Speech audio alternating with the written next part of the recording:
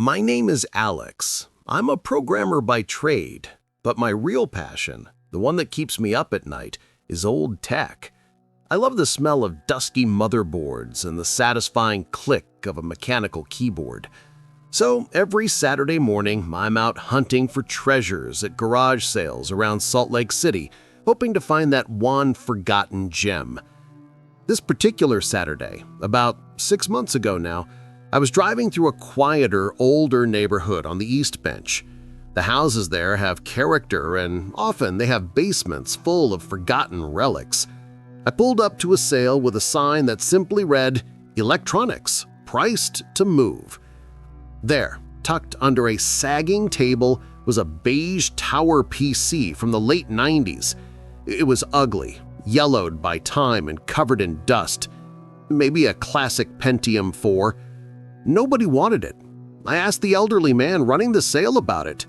He just shrugged, told me he'd been gathering dust in his attic for 2 decades and said I could have the whole thing for $20. Deal. I got it home and, of course, the first thing I did was try to boot it up. It groaned, the fan whirred like a dying beehive, and eventually the desktop loaded. I was expecting an empty drive or maybe some old tax documents. But the drive wasn't empty. It was almost full, and most of it was junk, old games, bad photos, except for one small folder buried 6 subdirectories deep, simply labeled Archive X. Inside Archive X was a single file, protocol K47.ENC. It was tiny, only a few kilobytes, and it was heavily encrypted. My heart started beating a little faster. Why encrypt a few kilobytes of text so professionally? I spent the next 3 days chipping away at it. As a programmer, a real challenge is an obsession. I threw every dictionary attack, every known vulnerability, and every bit of processing power I had at it. I finally broke it late on Tuesday night. The password wasn't a word, it wasn't a date. It was a line of seemingly random numbers: 1953, 04, 21, 40, 113, the date, coordinates, and something else. When the file opened, it wasn't a standard text document. It was a highly structured memo dated April 21, 1953. The title was chilling: Project Boneyard, Protocol K47 for Non-Human Artifact Containment. I leaned back in my chair, suddenly wide awake. Non-human artifact. The document was written in a dry, military intelligence tone. It detailed a rapid response operation to secure and suppress evidence of a high-altitude atmospheric entry that resulted in a debris field across a remote, sparsely populated area of northwestern Utah. The area? The Bonneville Salt Flats, the famous, blindingly white, absolutely desolate stretch of the desert. It listed the names of key personnel, all blacked out, and a checklist for a clean sweep, retrieval of all exotic material samples, decontamination of the area, a peculiar detail, establishing a permanent watch on the coordinates 40.7812 N, 114.821 W. The most disturbing line, complete and irreversible dissolution of the narrative. I looked up the coordinates. They pointed to the very edge of the Bonneville Salt Flats, right near the border of Nevada, a place where you could drive for hours without seeing another car, let alone a building. $20, an old computer, a forgotten folder, and now a secret from 1953 detailing a UFO crash that the government had worked tirelessly to erase. That night, I couldn't sleep. My programmer's curiosity was gone, replaced by a cold, hard knot of fear and an intense need to know more. I had to go. I had to see what was still there. The discovery of the protocol K47.ENC file shattered my routine. I didn't go to work the next day. I couldn't. all I could think about was the phrase permanent watch and those cold, empty coordinates on the Bonneville Salt Flats. The idea of a 70-year-old active surveillance project in my home state, all to hide a piece of non-human technology, was intoxicating and terrifying. My mind raced through the logical reasons not to go. I was exposing myself to danger. I was chasing a ghost from 1953, and I had no military training. But the engineering part of my brain took over. I needed data. I needed proof. I was no longer a hobbyist. I was an investigator, drawn by the purest form of forgotten code. I spent the rest of the day in downtown Salt Lake City, not buying food or clothes, but equipment. If I was going out to an alleged crash site, I needed to approach it scientifically. I bought a professional-grade handheld metal detector, one designed for finding deep, buried objects. I purchased a high-sensitivity Geiger counter, just in case, and a powerful long-range drone. The drone was crucial. I wasn't going to walk right up to the coordinates without scouting first. If there was a permanent watch, they wouldn't expect a casual high-altitude eye in the sky. That night, I reread the protocol 20 times. The whole experience felt cinematic, unreal. I kept the old PC disconnected, locked in a metal cabinet in my basement. I was too paranoid to connect it to my home network again. My paranoia proved justified the next morning. I was going over my travel plan, checking the weather forecast for the flats. It was expected to be cold, typical late fall Utah weather, when my main computer, the one I used for work, started acting strange. I wasn't accessing the old drive, just browsing a satellite map of the area near the coordinates. Suddenly, my Wi-Fi dropped. That wasn't unusual, but what happened next was. My firewall, which I had customized and trusted for years, threw up a rapid succession of alerts. It wasn't a standard bot or virus, it was a highly sophisticated, rapid, and targeted probe, a surgical attempt to access my system's root directory, looking specifically, I am now certain, for traces of the decrypted file. I yanked the Ethernet cable out of the wall faster than I've ever moved. The silence that followed was heavy. They weren't just watching the salt flats, they had found me. The only thing that saved me was that I had copied the text of the protocol onto an old encrypted USB drive that had never touched my main network. They got nothing. But the fear was real now. This wasn't history, this was active. And if they knew I had the information, going to the flats was the most dangerous and yet the most logical next step. I had to move fast before they could figure out who I was and where I was going. By the time the sun set over the Wasatch Mountains, I had packed my Jeep. Geiger counter, metal detector, drone, and the coordinates. I was driving west, out of the city lights, heading straight into the cold, desolate white expanse where the protocol was born. The drive west out of Salt Lake City felt like crossing a boundary into another world. The skyscrapers and the bustle of the city quickly gave way to the harsh, gray landscape of the Great Basin Desert. I drove the 2 hours in silence, the only sound the low rumble of my Jeep's tires and the relentless hammering of my own anxiety.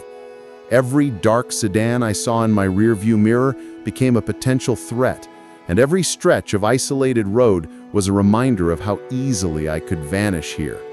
Complete and irreversible dissolution of the narrative. That line from the protocol kept playing in my head. I finally turned off I-80, heading south onto a dusty, unpaved service road that led directly toward the coordinates. The transformation of the landscape was sudden and dramatic. The brown desert hills disappeared, replaced by the blinding, endless white of the Bonneville Salt Flats. It's an otherworldly place, flat, vast, and silent. The air was dry and bitterly cold, and the horizon felt impossibly far away. I parked my Jeep tucked away behind a small, weathered outcrop of rocks, far enough from the main road to be easily missed, but close enough to deploy my gear. I consulted the GPS.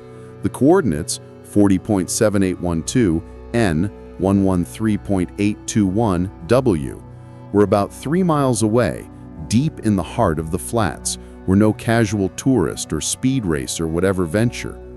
The protocol mentioned a debris field, and I knew that if the military had been there in '53, there wouldn't be anything obvious left on the surface, but the permanent watch detail suggested that perhaps the anomaly itself was still active. I decided to run my reconnaissance first. I set up my high-end drone, the one with the high-resolution camera and thermal sensors. Its quiet hum was swallowed immediately by the sheer vastness of the space. I sent it up, telling myself that the biggest danger was the cold draining the battery, not a secret government agency shooting it down. As the drone soared to 500 feet, the view on my controller screen became mesmerizing. The white expanse below looked like a massive, cracked sheet of ice. I directed it precisely to the coordinates. From above, there was nothing. No trenches, no buildings, no vehicle tracks, nothing but the perfectly untouched, crystalline surface. Then I switched the camera to thermal imaging. The shift was instant and chilling. Most of the flats were a uniform, deep blue, reflecting the ambient cold. But right at the center of the coordinates, there wasn't just heat, there was a massive, perfectly circular patch of deep glowing red and orange. It looked like a hidden underground oven, about 50 feet in diameter, radiating an unnatural amount of heat through the cold salt. And it wasn't shallow. The thermal signature seemed to pulse from a great depth. It was completely inconsistent with natural geology or any known equipment. This was not a historical crash site. This was active. My fingers were shaking as I zoomed in, and that's when I saw the second thing. Just on the periphery of the thermal anomaly, I spotted something metallic and straight. It was subtle, a dark, almost microscopic line against the blinding white. But the drone camera, now flying low to conserve battery, confirmed it. It was a section of old, rusting chain-link fence, pushed flat and buried just beneath the salt, circling the hotspot. They hadn't just cleaned up the crash, they had fenced off the ground above whatever they buried, and then buried the fence too. Suddenly, a small, dark object appeared on my thermal screen. It wasn't the heat anomaly. It was moving quickly from the east, low to the ground. My stomach dropped. It was another drone, smaller, faster, and stealthier than mine. Its thermal signature was low, designed to blend in, but its path was unmistakable. It was intercepting my drone. I immediately cut my drone's altitude and flew it at maximum speed toward my position, descending low over the salt. I managed to land it safely behind my Jeep and yanked out the memory card. I barely had time to throw the drone and controller into the back seat before the sound reached me. Not the quiet hum of my drone, but the distinct, aggressive whine of a high-powered military UAV sweeping the area where my signal had been. They knew I was here, and they were fast. I now had 2 pieces of confirmed data, a massive, hidden thermal anomaly, and the fact that the permanent watch was more advanced and aggressive than I could have imagined. I had found the ghost, and the ghost was shooting back. I had to leave the flats now, but I couldn't leave empty-handed. I needed to risk one quick sweep for physical proof before they closed in. The aggressive whine of the hostile UAV faded back towards the east, but the silence it left behind was even worse. It was the quiet of a hunter waiting for its prey. My heart hammered against my ribs, fueling a cold adrenaline rush. I was exposed, and they knew my rough location. I had perhaps 15 minutes before a ground team, or a more serious air asset, arrived. I checked my gear. The memory card from the drone was safe in my pocket. I had the thermal confirmation. But thermal images can be disputed. I needed something tangible, something undeniably not from this world to validate the 70-year-old protocol. Throwing caution aside, I grabbed the heavy-duty metal detector and the small Geiger counter. I couldn't drive in. The tracks would give my exact location. I had to run. I set off across the dazzling cracked salt surface towards the coordinates. 3 miles of running on the most level ground on Earth, but right into the bullseye of a government secret. The sun was beginning its slow descent, casting long purple shadows across the flats. The isolation was profound. I ran until my lungs burned and the white salt began to blur into a dizzying smear. When I got close to the coordinates, I started scanning with the metal detector, swinging the coil low over the ground. Silence. Absolute silence. The area had been perfectly cleared. I had almost lost hope. Then, about 20 feet from the center of the thermal anomaly, the detector emitted a faint, high-pitched ping. It was a tiny signal, barely registering. I stopped, dropped to my knees, and started scraping away the compacted salt crust with the small trowel I'd brought. The salt was surprisingly dense, like frozen clay. After digging down maybe 6 inches, I hit something hard and smooth. Not rusted iron, not rock. It felt dense and surprisingly light. I carefully pried it out. It was a shard, about the size of my palm, shaped like a piece of shattered honeycomb, but the color was unlike anything I'd ever seen. A deep, metallic charcoal that seemed to absorb the light rather than reflect it. It felt cool to the touch and strangely smooth, almost oily. I immediately brought the Geiger counter to it. Silence. No radioactivity. That was a relief, but it only deepened the mystery. If it wasn't radioactive, why had the protocol mentioned decontamination? As I stared at the strange fragment, the metal detector started screaming wildly, now a constant, urgent whoop, whoop, whoop. It wasn't the shard. It was something underneath me, deep beneath the salt. The metal detector's needle was pegged, maxed out. I was standing directly over the massive underground anomaly I saw on the thermal screen, the bulk of the non-human artifact. At that same moment, a new sound cut through the desert silence. Not a drone, a heavy engine. I looked up towards the service road and my blood ran cold. 2 large black Chevy Suburbans, the kind used by federal agencies, were speeding across the hard-packed dirt. They weren't using the main interstate.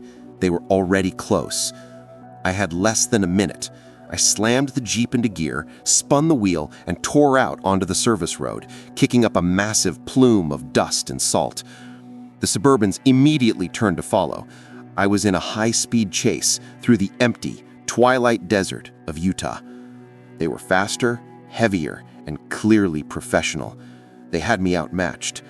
But I knew the desert roads. I knew the service road snaked and then merged onto an older, barely used county highway. If I could get onto the paved road, I could outrun them, at least temporarily. I looked at the rearview mirror. The 2 black vehicles were gaining. I could see the flash of their lights, not police lights, but those aggressive, dark, tactical strobes. They weren't planning to arrest me. They were planning to enact the dissolution of the narrative. I tightened my grip on the steering wheel, my mind focused entirely on the road ahead and the priceless piece of impossible material burning a cool spot against my chest. I had the secret. Now I just had to survive. The 2 black Suburban SUVs were relentless. They were built for rough terrain, and my Jeep, while capable, was no match for their sheer weight and engine power. I was pushing 80 miles an hour on the dusty service road, the setting sun a fiery orange disk sinking below the horizon behind me. The Suburban's tactical lights flashed, turning the dust cloud into a terrifying strobe-lit vortex. They were closing fast. I knew I couldn't outrun them at a straight line. I had to disappear. My only chance was the abandoned County Road 12, a barely paved strip of crumbling asphalt that branched off the main service road. It was narrow, full of potholes, and hadn't been maintained in decades. A professional driver in a heavy vehicle would have to slow down or risk serious damage. I wrenched the wheel hard, fishtailing the Jeep onto the county road. The sudden bump nearly sent my head into the roof, but I gained a crucial few seconds. When I looked in the mirror, the lead Suburban hesitated for a moment, then plunged onto the old asphalt, its tires kicking up plumes of broken pavement. For the next 10 minutes, it was a terrifying dance of speed and precision. I pushed the Jeep to its limits, using the narrow road and the increasing twilight to my advantage. I wasn't just driving, I was fighting for my life and for the secret in my pocket. Finally, I managed a sharp, blind turn onto another, smaller gravel path, a deer trail, really, that led towards the Wasatch Mountains. They hesitated again. That was all I needed. I killed my headlights and drove for 2 more hours into the cold, black night, bouncing over unforgiving terrain until I was sure I was deep enough into the foothills to be safe. I found an old abandoned mining shack surrounded by dense sagebrush and rock formations. It was cold, dark, and utterly isolated. Perfect. Once inside, my hands were shaking not just from the cold but from adrenaline. I had survived. Now I had to look at my prize. I pulled out the plastic evidence bag. The shard of material was still cool. I held it up to the dim light of my phone's flashlight. It wasn't metal in the traditional sense. It was structured like a microscopic grid, dark charcoal, almost black. It was impossible to scratch, yet it felt light, like dense foam. I pulled out the Geiger counter again, still silent. But I was an engineer. I had other tools. I had brought a small, specialized sensor array that measured electromagnetic interference, or EMI.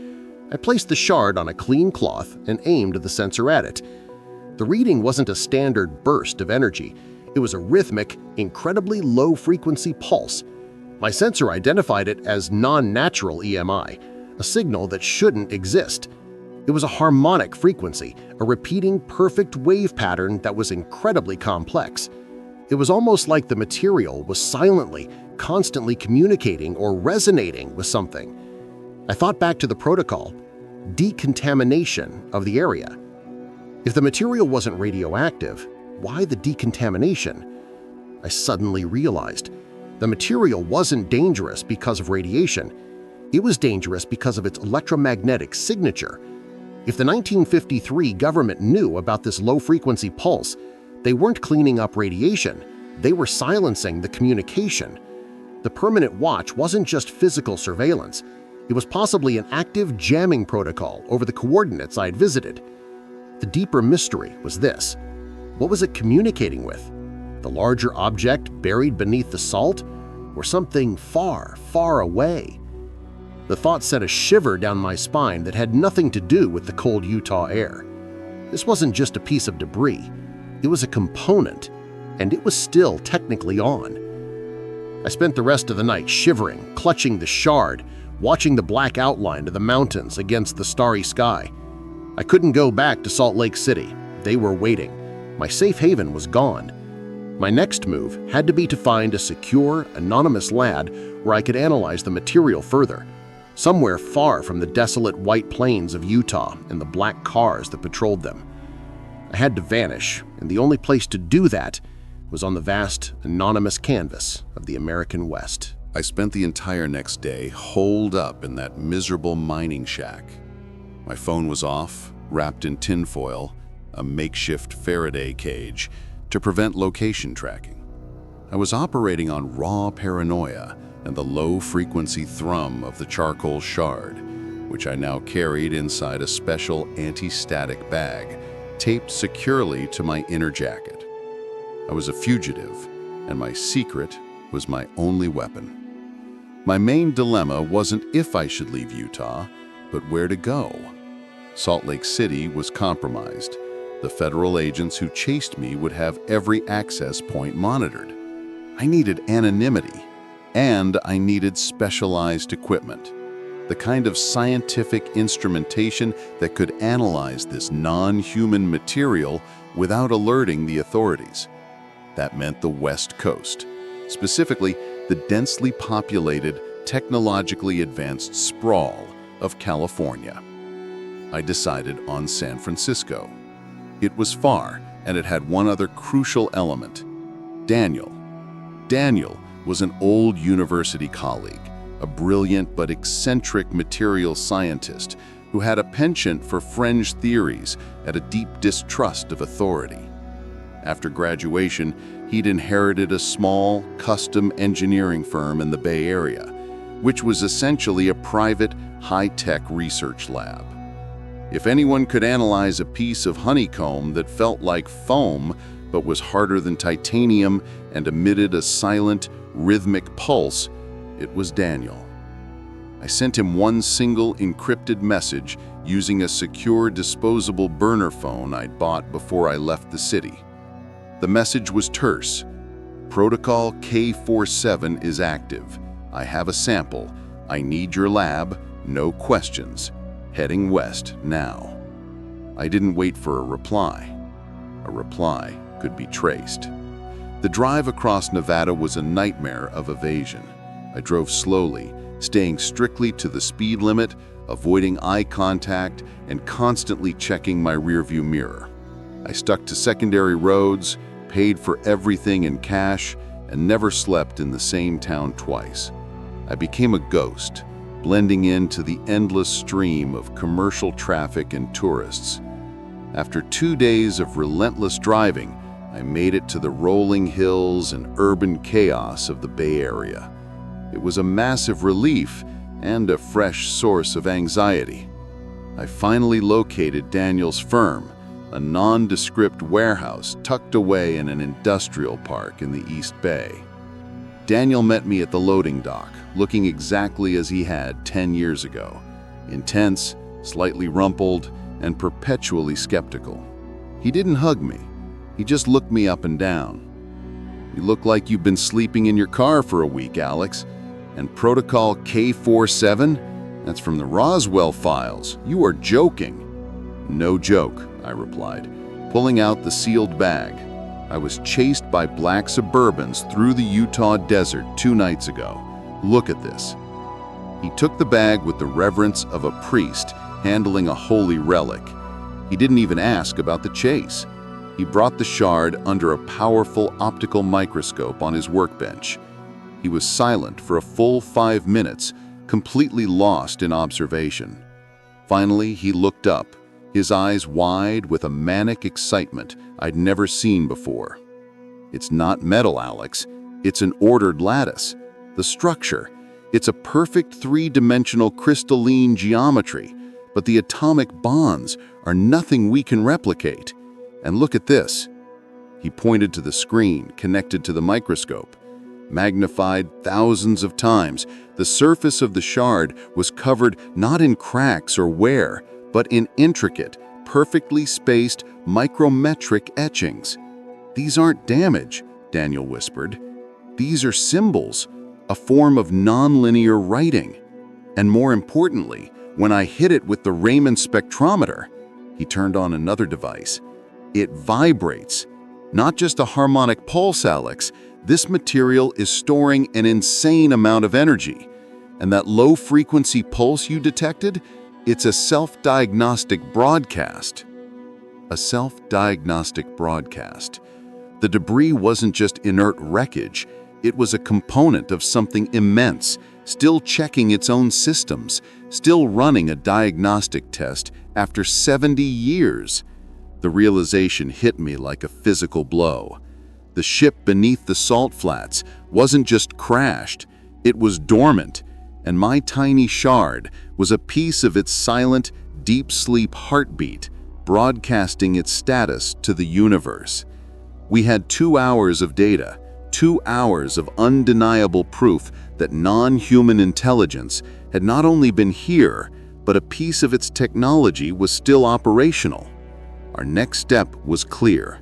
We had to crack the code of the micrometric symbols. The next 48 hours were a blur of caffeine and focused paranoia in Daniel's lab.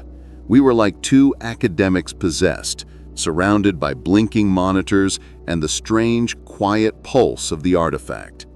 He secured the whole industrial park. We told the night guard we were running critical, time-sensitive stress tests on a new satellite component, a perfectly plausible lie in the Bay Area. Our focus was the micrometric symbols etched into the charcoal shard. They weren't an alphabet, Daniel quickly determined, but a form of mathematical syntax pure information. They followed principles we understood: prime numbers, harmonic ratios, and geometric relationships. But the language they used to express these principles was alien. Daniel, using his extensive knowledge of cryptography and theoretical physics, theorized that the symbols were not meant to be read in sequence, but rather to be stimulated by specific energy frequencies. He developed a highly localized magnetic resonance field, a tiny, contained pulse, and focused it onto the shard. The first attempts yielded nothing. Then, Daniel hit a precise, low megahertz frequency, the exact inverse of the pulse the material had been emitting naturally. The shard didn't explode or crack. Instead, the faint harmonic pulse it constantly emitted instantly stopped. The magnetic resonance field had silenced the self-diagnostic. And then, something extraordinary happened. The intricate symbols on the shard's surface began to glow with an internal, cool blue light. As they glowed, a complex stream of data began to emit from the shard, registering on Daniel's advanced spectrum analyzer.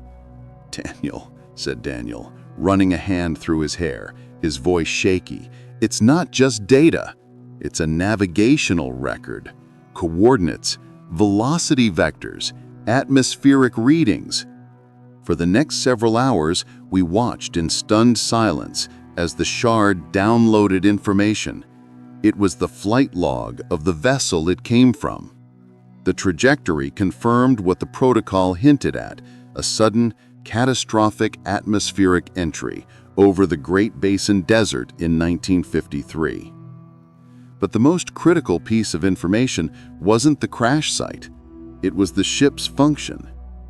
The downloaded log didn't describe a military vessel or a reconnaissance craft. It described something far more profound. The vessel wasn't designed for war or conquest. It was a deep space reliquary, a massive, self-sustaining storage unit designed to hold highly advanced, potentially dangerous technologies from their civilization and keep them isolated. The vessel beneath the Bonneville Salt Flats was not a downed alien spaceship. It was a prison, an automatic vault designed to crash safely on an isolated, low-tech planet and bury its payload, ensuring it would never be discovered or misused. The thermal anomaly I saw wasn't residual heat from an engine. It was the massive internal energy field maintaining a quarantine around the dangerous artifacts stored within. The low-frequency pulse was the silent, "I'm alive, I'm buried" signal. And my shard, the tiny piece of the hull, was a key, a temporary component designed to break away on impact and maintain the diagnostic signal. When the government enacted Protocol K-47, they weren't just covering up a crash. They were blindly defending a containment unit they didn't understand, but which their own actions were now threatening. "Alex," said Daniel, running a hand through his hair, his voice shaky, "this is terrifying. If the original plan was to keep this sealed forever, then whomever was chasing you, they're either trying to get this key back or they're working to breach the reliquary." We looked at the data screen. One line, buried deep in the technical log, stood out. It was a warning, a fail-safe condition. Prolonged absence of key component K47 from main hull will result in internal power fluctuations within 72 hours, potentially leading to containment failure. I stopped the silent pulse. The revelation that the UFO crash site was actually a colossal deep space containment unit, a prison for alien technology, changed everything. We were no longer chasing a conspiracy. We were racing against a global catastrophe.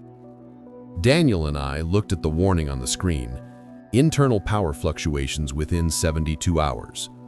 The clock had started the moment I silenced the shard's diagnostic pulse, We had 3 days to get back to the desolate heart of the Utah desert and reintroduce the key. Daniel, the lifelong skeptic, was now the most determined man in the room. "We can't call the government, Alex. They'll classify us, seize the shard, and try to breach the reliquary themselves. They don't understand containment. They only understand weaponization." "So what's the plan?" I asked. "It's a 2-state road trip back into the lion's mouth, but this time, the lion is waiting." Daniel pulled up a detailed satellite map of the Bonneville Salt Flats and the surrounding areas. "The key is getting close enough to the main anomaly to let the hull recognize the shard signal, but without being captured. They'll be watching the roads I used, and they'll definitely be watching the air." Our plan was two-pronged, utilizing Daniel's engineering resources and my experience as a fugitive. Phase 1, the deception. Daniel's firm often transports sensitive, high-value prototypes across the country. We repurposed one of his heavy-duty transport vans, outfitting it with industrial-grade shielding. This wasn't to protect us from the outside. It was to prevent the shard's increasing low-frequency pulse from being detected by the surveillance net the government agents had likely deployed across Utah and Nevada. We were going dark. We loaded the van with supplies and, crucially, a powerful, long-range radio jammer built into a custom chassis. Phase 2, the delivery. We couldn't walk in again. That was suicide. Daniel had an advanced, highly specialized drone, not for imaging, but for heavy lifting and precision placement. It was essentially a miniature remotely piloted cargo helicopter.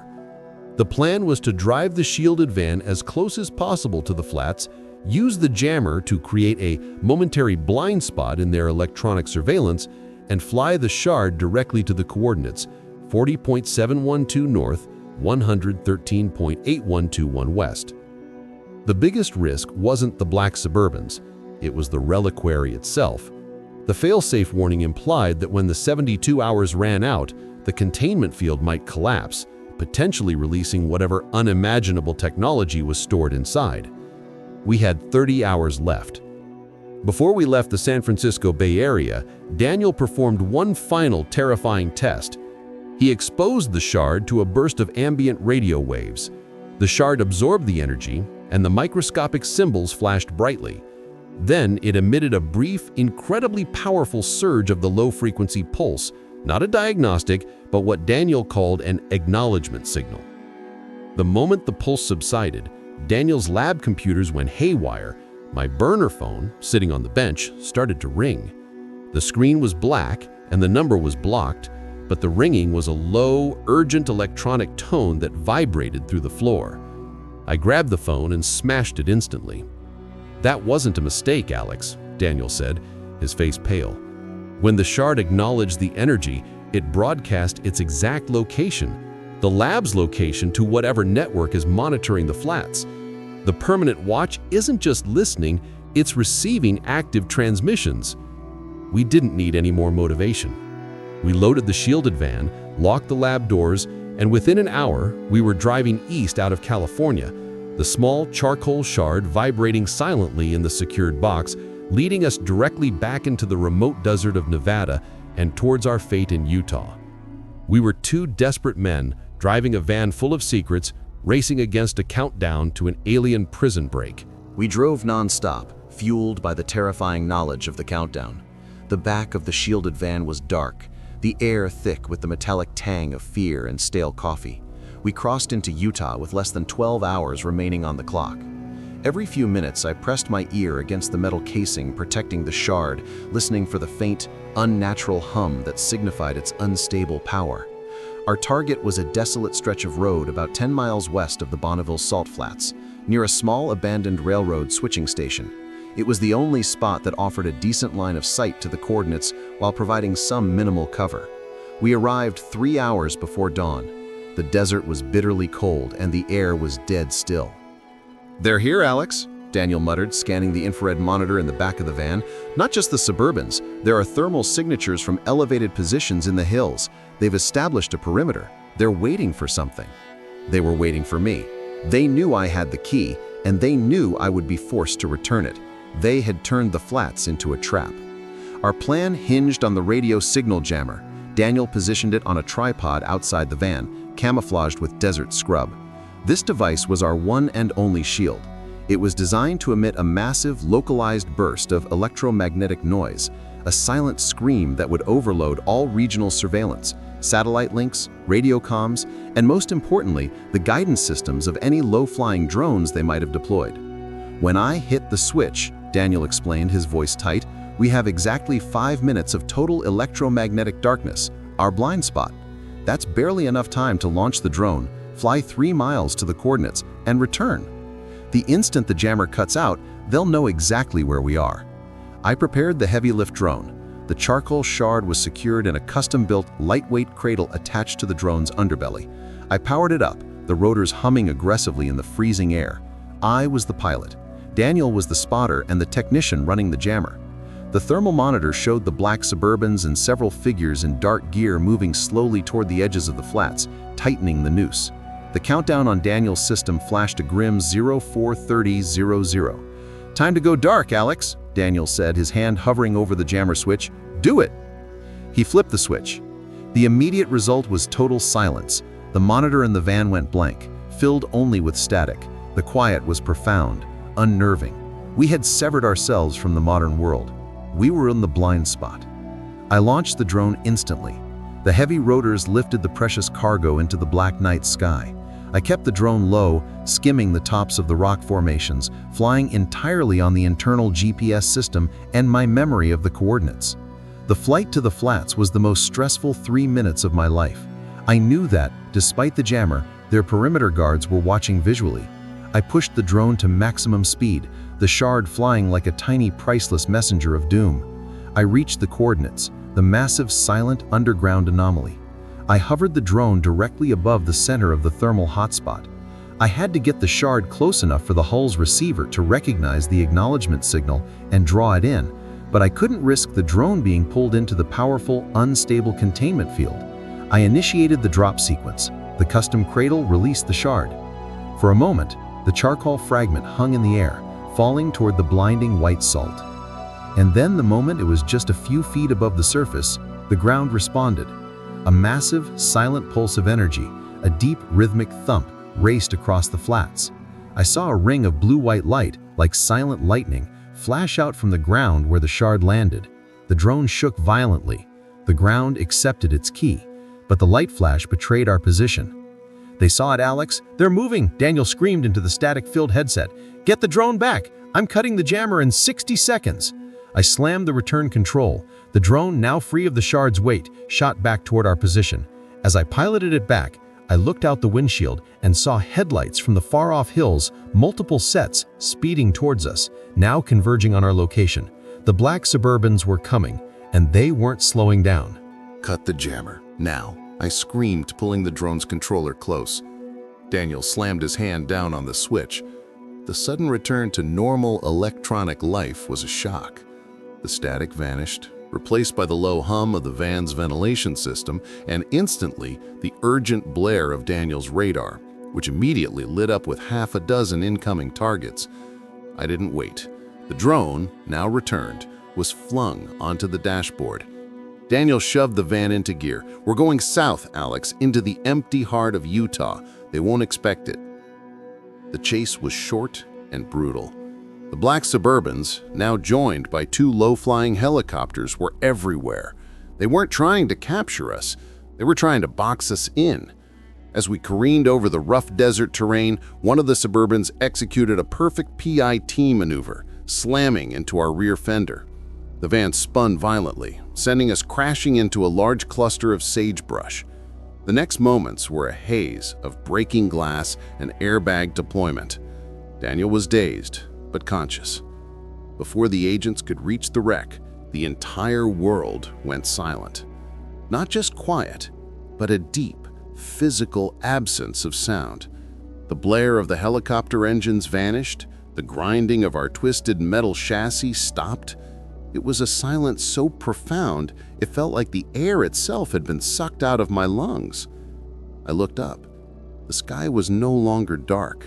Directly above the Bonneville Salt Flats, 3 miles away, A massive, silent column of light, a column of that same cold, blue-white energy, was rising straight up into the atmosphere.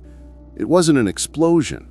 It was a perfectly straight, towering beam of contained energy, like a pillar supporting the night sky. The containment was restored. The reliquary was sealed. The black vehicle stopped instantly. The dark-suited figures spilled out, but they didn't look at us. They were all staring, frozen, at the colossal pillar of light. Their mission, to capture me, had suddenly become secondary to the uncontainable spectacle unfolding on the flats. That moment of awe, of total distraction, was our only chance. I grabbed Daniel, and we scrambled out of the passenger side, disappearing immediately into the darkness and the cover of the desert scrub. We left the wreck, the equipment, and the entire disaster behind. We hiked all night, using the mountains for cover, watching the silent, terrifying beam of light slowly fade into the pre-dawn sky. By the time the sun rose, the Utah desert looked deceptively peaceful. The reliquary was hidden once more. The permanent watch had failed to keep the secret, but succeeded in their ultimate goal, containment. We eventually made it to a dusty border town in southern Nevada, hitching a ride with a long-haul trucker. We had no money, no phones, and no proof of what we witnessed, only the memory of the light and the silence. Daniel is back in the Bay Area, working a mundane job under a new identity. I'm living quietly now, somewhere in the vast, anonymous suburbs of America. We never spoke of the reliquary again. We don't need to. But sometimes, late at night, when the world is completely silent, I put my old, decommissioned spectrum analyzer near my window.